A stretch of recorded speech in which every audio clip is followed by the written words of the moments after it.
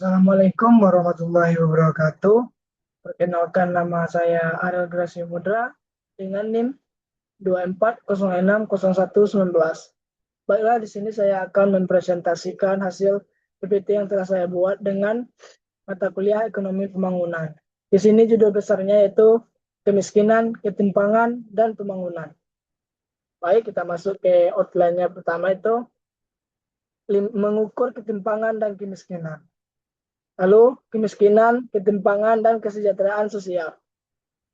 Lanjut, kemiskinan absolut, cangkupan dan besaran. Lalu karakteristik ekonomi kelompok masyarakat miskin. Lalu pilihan kebijakan dalam ketimpangan pendapatan dan kemiskinan. Beberapa pertimbangan dasar, lalu rangkuman dan kesimpulan. Perlunya suatu paket kebijakan. Lanjut,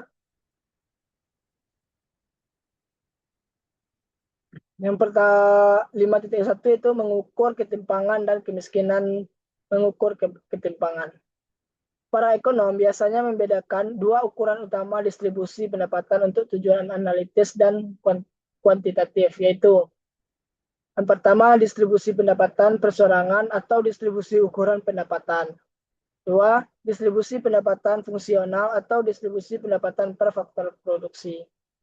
Nah, di sini distribusi ukuran pendapatan, SIS, distribution of income, atau distribusi pendapatan perorangan, personal distribution of income, adalah ukuran yang paling umum digunakan oleh para ekonom. Cara memperoleh pendapatan tidak dipertimbangkan. Faktor yang penting adalah seberapa besar perolehan masing-masing orang atau rumah tangga tanpa mempersoalkan apakah pendapatan itu hanya diperoleh dari gajinya karena bekerja atau juga dihasilkan dari sumber lain seperti bunga, laba, uang sewa hibah, atau harta warisan. Lanjut ke gambar kurva Lorenz peraga 5.1 itu penjelasannya itu cara lain yang biasa dilakukan untuk menganalisis statistik pendapatan individu adalah membuat kurva Lorenz curve. Peraga 5.1 memperlihatkan cara membuatnya. Jumlah penerima pendapatan ditempatkan pada sumbu horizontal, tidak dalam angka absolut, tetapi dalam persentase kumulatif. Lalu distribusi fungsional, ukuran kedua yang biasa digunakan para ekonom untuk mengukur distribusi pendapatan adalah distribusi pendapatan fungsional. Fungsional distribution of income atau distribusi pendapatan pangsa faktor. Faktor secara distribution of income yang berupaya menjelaskan pangsa pendapatan nasional. Total yang diterima tiap faktor produksi, production faktor lahan, tenaga kerja, dan modal.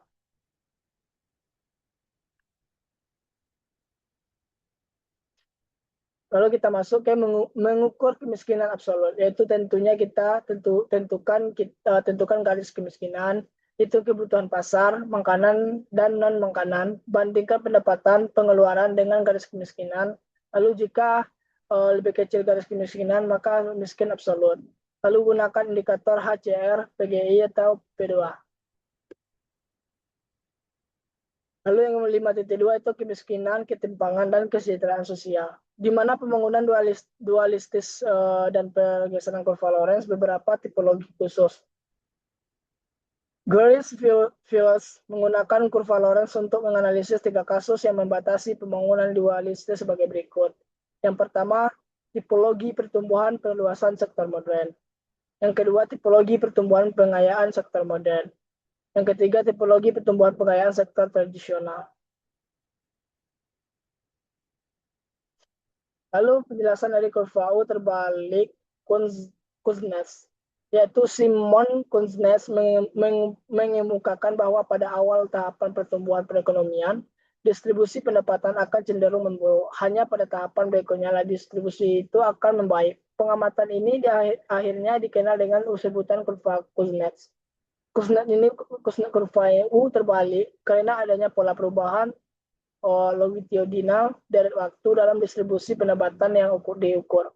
Misalnya dengan koefisien gini kurvanya tampak seperti bentuk U terbalik. Sering kenaikan GNI per kapita dalam beberapa studi yang dilakukan Kulnes. Nah, pertumbuhan dan ketimpangan ini terdapat hubungan antara pertumbuhan ekonomi dan ketimpangan, tetapi tidak selalu sama di setiap wilayah. Kenapa? Karena setiap wilayah punya kondisi yang berbeda, ekonomi, pendidikan, kebijakan, dan lain-lain. Maka dampak pertumbuhan ekonomi terhadap ketimpangan juga berbeda. Lalu yang 5.3 yaitu kemiskinan absolut, cangkupan dan besaran. Nah, di sini sangat sulit untuk dapat membuat perkiraan yang sangat akurat mengenai cakupan kemiskinan global di suatu waktu tertentu.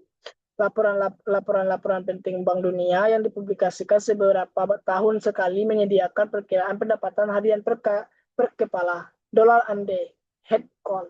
Dari puluhan juta orang sangat beragam. Itu saja telah menunjukkan betapa sukarnya tugas itu. Kesulitan lain adalah menetapkan batas pendapatan yang paling tepat untuk kemiskinan absolut. Lalu kepertumbuhan dan kemiskinan. Terdapat alasan mengapa kebijakan yang berfokus pada upaya penurunan tingkat kemiskinan tidak selalu memperlambat laju pertumbuhan ekonomi.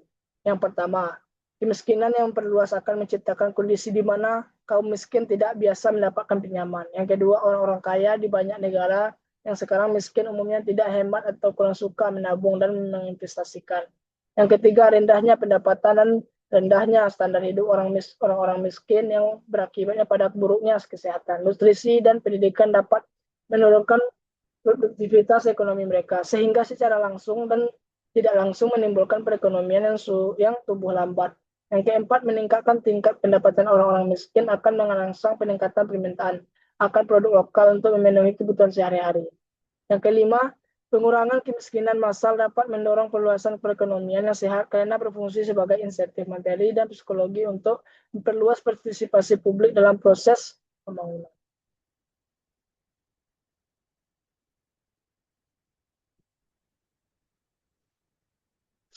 Lanjut ke 5.4, karakteristik ekonomi kelompok masyarakat miskin. Nah, di sini kemiskinan di pedesaan itu ada sebagian besar orang miskin tinggal di daerah pedesaan, mata pencarian utamanya itu sektor pertanian atau aktivitas terkait. Komposisi kelompok miskin itu lebih banyak perempuan dan anak-anak, lalu banyak berasal dari kelompok etnis minoritas. Lalu perempuan dan kemiskinan. Nah, di sini perempuan sering bekerja di sektor informal dan bergaji rendah, lalu akses terbatas pada pendidikan, pekerjaan, dan sumber daya. Yang ketiga, mengalami ketimpangan upah dan diskriminasi, lalu pendapatan perempuan penting untuk kesejahteraan keluarga. Yang lalu perempuan kepala rumah tangga lebih rentan miskin. Nah, dampaknya itu rendahnya akses kesehatan, pendidikan, dan kualitas hidup. Lalu pemberdayaan perempuan ini yaitu kuncinya mengurangi kemiskinan. Nah, etnis minoritas penduduk pribumi dan kemiskinan. Kemiskinan tinggi terjadi di negara berpendapatan rendah. Pertumbuhan ekonomi belum tentu otomatis mengurangi kemiskinan. Kelompok paling rentan, etnis minoritas dan penduduk pribumi, mengalami diskriminasi, keterbatasan akses pendidikan, pekerjaan, dan sumber daya. Dampaknya itu kesenjangan sosial, lalu potensi konflik.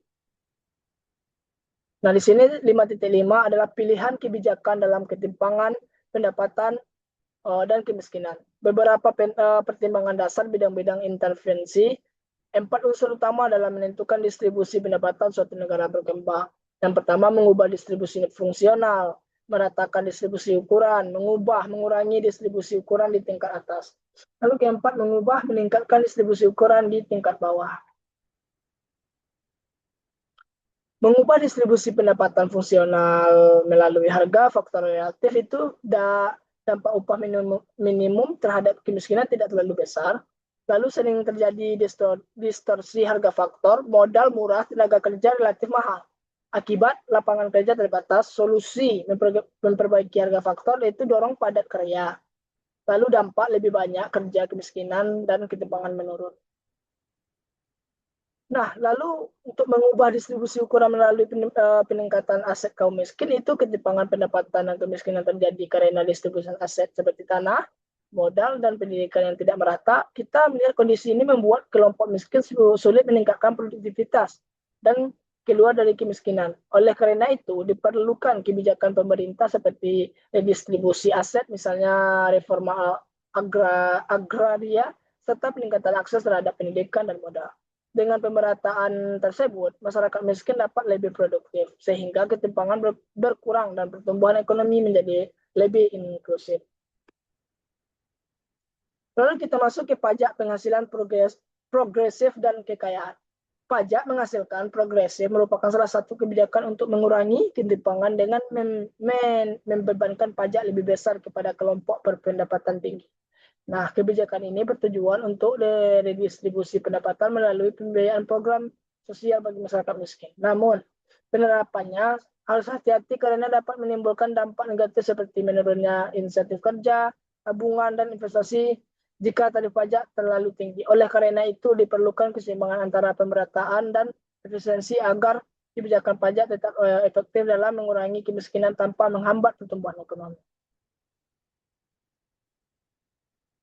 Lalu kita masuk ke pembayaran transfer langsung serta penyediaan barang dan jasa publik.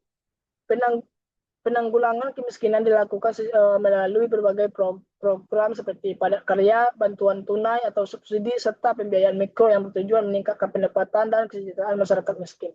Nah, pelaksanaan program harus tepat sasaran dan efektif agar benar-benar membantu kelompok yang membutuhkan. Selain itu, perlu diperhatikan agar program tidak menurunkan motivasi kerja, tetap efisien, dan tidak menimbulkan stigma sosial. Oleh karena itu diperlukan kombinasi kebijakan ekonomi dan sosial yang terintegrasi untuk mencapai hasil yang optimal. Nah, yang terakhir itu 5.6, lalu rangkuman dan kesimpulannya, perlunya suatu paket kebijakan.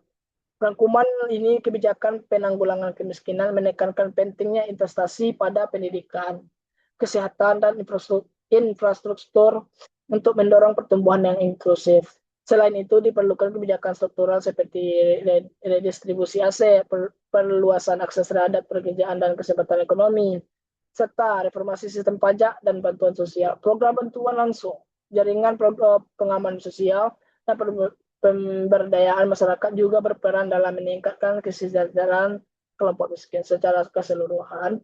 Penanggulangan kemiskinan harus dilakukan secara terpadu melalui kombinasi kebijakan ekonomi, sosial, dan kelembagaan agar efektif dan berkelanjutan.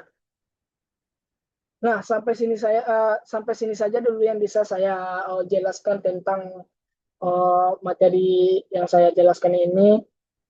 Jika ada salah kata dalam membaca atau mempresentasikan dari hasil yang saya buat video ini, kalau salah mohon maaf. Saya akhiri, wabillahi taufiq wal hidayah. Assalamualaikum warahmatullahi wabarakatuh. Terima kasih.